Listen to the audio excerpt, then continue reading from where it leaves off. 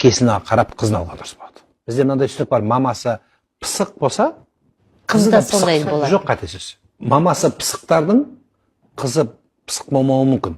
Өйткені кейбір аналар бар, өзі кіріп кетеді барлық жерге.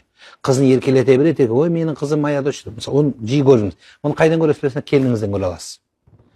Құдағиыңыз өте жақсы адам болады да, келін басқаша болуы мүмкін. Немесе терісінен болуы мүмкін. Сондықтан анасы жақсы деген сөз, жаңа мен сөзімді қысқаша айтып кеттім ғой, анасы бірден бөлек әлем болуы мүмкін. Одан тараған қыз бөлек әлем болуы мүмкін. Иә, бұрынғы кісілерде бұрынғы бір стандарт бар еді. Бұрынғынан қалған. Мынаның қызы да сондай болады. Алманың ағашы, жемісі ешқашан ұзамайды дегенше. Иә, түпкі тегінде бар болуы мүмкін. Бірақ қалай болғанда біз текті күтіп жүргенде өмір өтіп кетіп жатыр. Сол үшін барымен өмір сүру керек. Ал енді жаңағы әкесіне қараса, қанша дегенмен қыз ер азаматты құрметтесе, қыз жаман болмайды. Әкесін құрметтесе. Менен балалар жиі сұрайды, қандай қызға үйленейін дегенде, әкесіне қара, мамасы қыздың алдына бәрі бүйтіп отыра беруі мүмкін, балада күшті мінез көрсетуі мүмкін.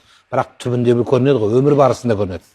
Ең жақсысы қай уақытта көрінеді білесіз бе? Не нәрсесіне қарайын дегенде, мен айттым тек қана тазалығына қара деп.